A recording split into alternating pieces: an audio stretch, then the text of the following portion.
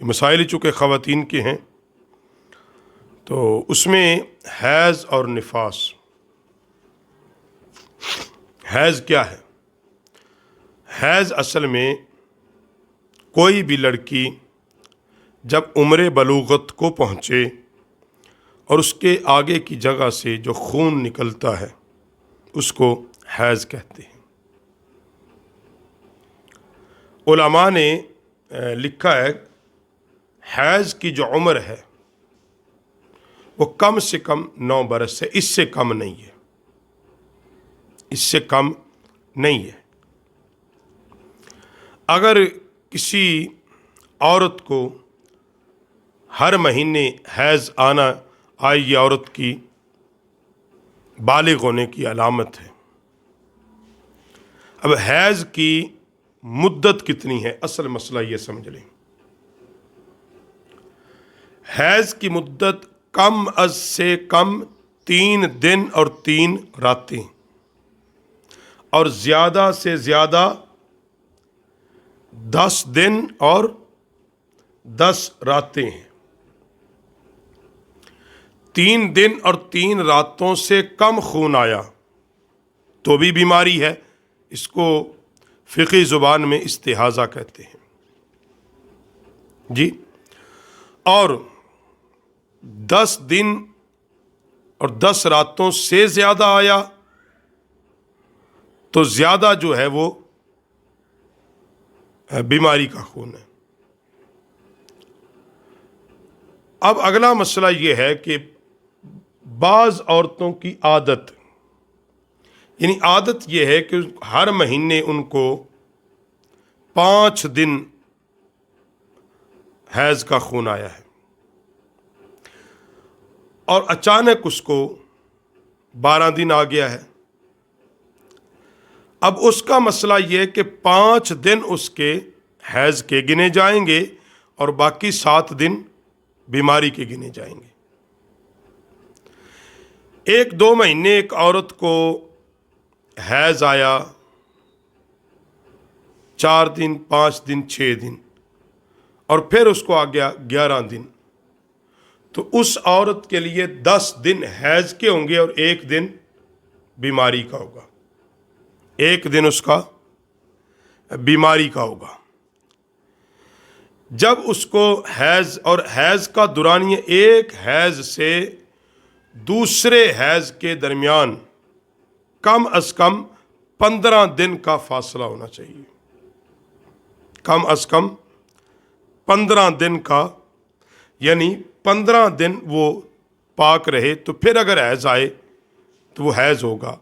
اگر ایک عورت کو حیض آیا، ابھی 10 دن درمیان میں ٹھیک رہی اور پھر خون جاری ہو گیا تو پھر وہ اس کو بیماری کہا جائے گا. ایک عورت کو حیض آیا تو اس کے لیے اسلام کا، شرع کا جو مسئلہ ہے کہ جتنے دن حیض آئے، 3 دن آئے، 5 دن آئے اور زیادہ سے زیادہ 10 دن، تو وہ نمازیں اس کو معاف کی. جیسے نبی علیہ السلام نے فرمایا کہ عورت دین میں بھی عادی ہے اور عقل میں بھی عادی ہے. تو دین میں، جب صحابہ نے عرض کیا کہ دین میں کیسے؟ فرمایا مہینے میں 10 دن نماز نہیں اس کے لیے. تو حیض کے اگر اس دوران رمضان آ جائے تو روزے نہیں رکھے گی، مگر جتنے چھوڑے گی وہ بعد میں رکھے گی، اس لیے کہ روزے سال میں ایک بار ہی آتے ہیں. اگر عورت کو کوئی بیماری کا خون ہو، بیمار ہے عورت، اس کو خون آ رہا ہے، رکتا نہیں ہے، اس کا شرع مسئلہ یہ کہ ہر مہینے 10 دن وہ حیض کے ہوں گے اور باقی 20 دن وہ وضو کر کے اپنی نماز اور روزہ جتنی عبادات ہیں وہ کرے گی. اس کے اندر وہ سستی نہیں کر سکتی. اور علماء نے یہاں تک بھی لکھا کہ جن دنوں میں عورت کو حیض کا خون گرے تو وہ وضو کر کے جائے نماز پہ بیٹھا کرے، تاکہ 5 وقت، تاکہ اس کی عادت خراب نہ ہو. 10 دن بالکل وہ نماز کی مصلی کے یا وضو کے قریب نہ جائے اور پھر بالکل اس کی عادت ہی چھوٹ جائے نماز کی. لیکن ان 10 دنوں میں جب حیض آئے عورت قرآن پاک نہیں پڑھ سکتی، قرآن کو ہاتھ نہیں لگا سکتی، مسجد میں نہیں جا سکتی، اسی طرح وہ کوئی بھی عبادت، وہ نفلی ہو یا فرضی ہو، وہ اس کو ادا اور اپنے شوہر کے ساتھ ہم بستری بھی نہیں کر سکتی، اور شوہر بھی اتنے دن اس کے ساتھ ہم بستری نہیں کر سکتا جن دنوں میں اس کو حیض کا خون آئے۔ تو اس میں مزید بھی کچھ مسائل ہو سکتے ہیں، لیکن یہ میں نے موٹے موٹے مسائل جو ہیں یہ بیان کر دیے ہیں جن کا، اور جو ہی عورت حیض سے فارغ ہو یعنی دن مکمل ہوں، وہ اس کا مکمل غسل کرے گی۔ جس طرح جب غسل فرض ہوتا ہے، غسل کیا جاتا ہے، میں نے غسل کے بیان میں یہ مسئلے سارے بیان کر دیے تھے۔ جس طرح نبی علیہ السلام کی بارگاہ میں ایک عورت جب یہ عرض کرتی ہے کہ یا رسول اللہ مجھے حیض آیا اور میں کیسے پاکیزگی حاصل کروں، تو نبی علیہ السلام نے شرماتے ہوئے، حضرت ام عائشہ پاک بھی تشریف فرمایا کہ روئی کو پکڑو اور اس کو کھینچو۔ عورت نہیں سمجھی، اس نے پھر کہا یا رسول اللہ روئی کو کیسے کھینچوں؟ تو پھر حضور نے فرمایا روئی کو پکڑو، اس کو کھینچو، اور پھر اس کے بعد آپ طہارت حاصل کرو۔ تو نبی علیہ السلام نے حضرت ام عائشہ کی طرف اشارہ کیا، حضرت ام عائشہ اس کو اندر لے کے گئی تو اس کو سمجھایا مکمل کہ اس طرح آپ نے غسل حاصل کرنا ہے، مطلب کہ حائضہ عورت جو ہے اچھی طرح خون جہاں لگا ہو وہ صاف کرے، روئی کا ایک بڑا لے کر اس کو اچھے طریقے سے اندر سے بھی صاف کیا جائے جہاں تک کر سکتے ہیں، یہ بھی ایک مسئلہ ہے۔ اور وہ اسی طرح غسل کرے کہ جس طرح کے جب غسل فرض ہوتا ہے غسل کیا جاتا ہے۔ یہ تو حیض کا ہوا۔ نفاس کیا ہے؟ نفاس ہے کہ بچہ پیدا ہونے کے بعد جو عورت کے رحم سے خون گرتا ہے اس کو نفاس کہتے ہیں۔ اس کی مدت کم سے کم کی ہے ہی نہیں، زیادہ سے زیادہ کی ہے، زیادہ سے زیادہ 40 دن اور 40 رات ہے، کم سے کم 1 دن بھی ہو سکتی ہے، 1 گھنٹہ بھی ہو سکتی ہے۔ بچہ پیدا ہوا 1-2 گھنٹے خون آیا ہے تو اس کو نفاس کا خون کہتے ہیں۔ یا بعض عورتوں کی عادت ہے 7 دن آیا، یعنی پہلے بچہ پیدا ہوا 7 دن آیا، اب دوسرا ہوا تو 7 دن آیا، اب تیسرا ہوا، پھر اس کا 7 دن ہی تصور کیا جائے گا۔ جو زائد ہے وہ بیماری ہے، وہ اٹھے اپنا غسل کرے، طہارت حاصل کرے اور نماز روزے کا اہتمام کرے۔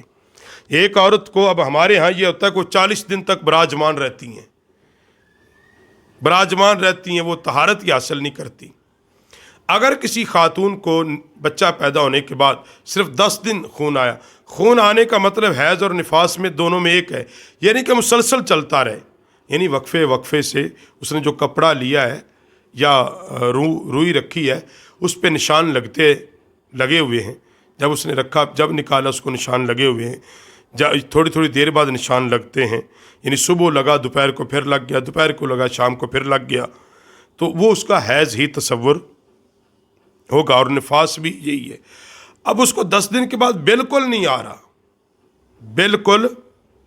رہا، اب یہ نہیں کہ وہ براجمان ہے، وہ لیٹی ہوئی ہے، نہیں، وہ اٹھے اور غسل کرے، اپنے تمام احکام شرعیہ اور عبادات بجا لائے، یہ اس کے ذمے لازم اور ضروری ہے۔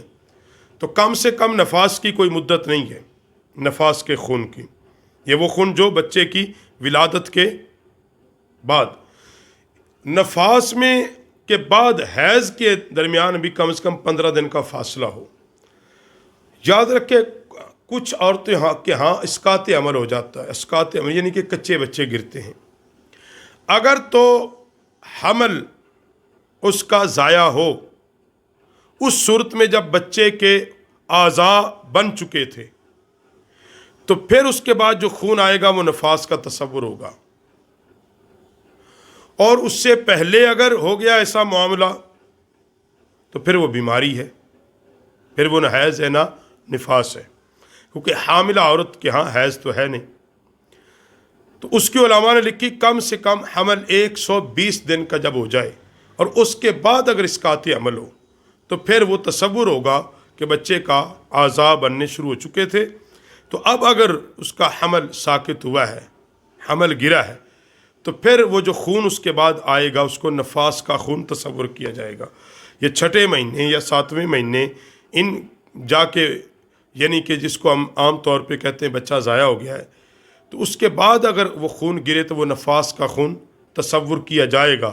اس کی مدت بھی وہی ہے جو ایک مکمل بچے کی ہے۔ تو یہ مسائل جو تھے عورتوں کے لیے خاص ہے، حیض اور نفاس کے احکام، حیض و نفاس کے احکام جو شریعت مطہرہ نے بیان کیے ہیں۔